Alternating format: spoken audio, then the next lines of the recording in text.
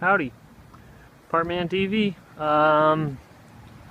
Here to talk about my renovation. It's been 2 weeks since I started now, and let's see what's going on inside. Okay, looks pretty similar to what you may have seen a week ago.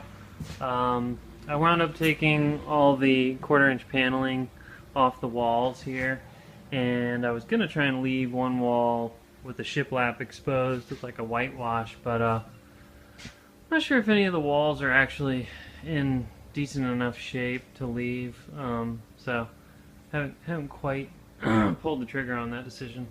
So this wall was cut out last week, and since then I came in and just cased the opening.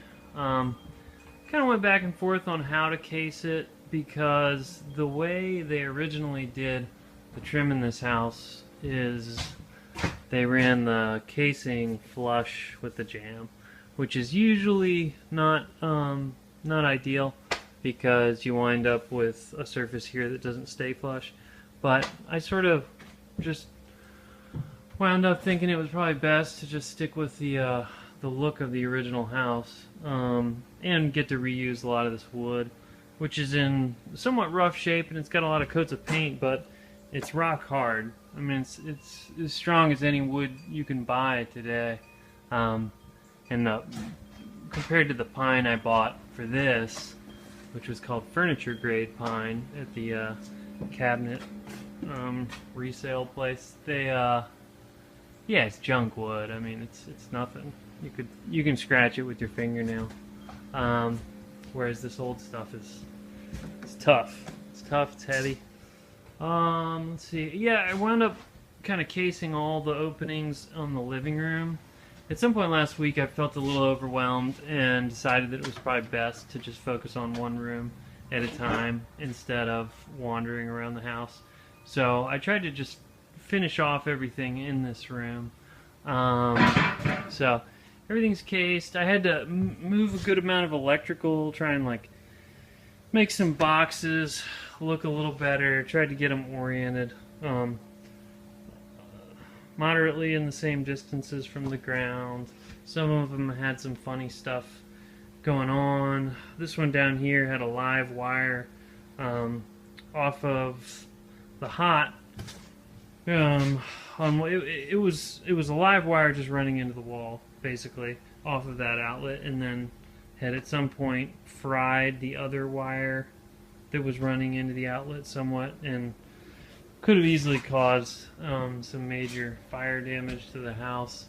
So I wound up looking through all the outlets to try and make sure they're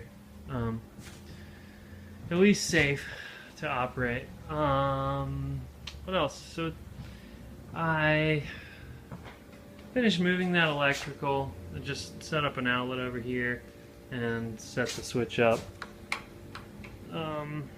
Just finished that off last week too. Got some drywall. I think I'm going to do the ceiling tomorrow.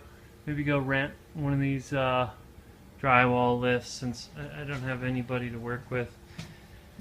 And yeah, basically just keep going on this room, and then work outwards towards the easier rooms, which are the bedrooms. And then finish with the difficult rooms that have all the plumbing going on, and have a little bit of joist work to be done too. I wound up reconnecting the weights. I got some new sash cord here, and reconnected the weights to make this window operable. And right now it's the only window in the house that locks with the original lock.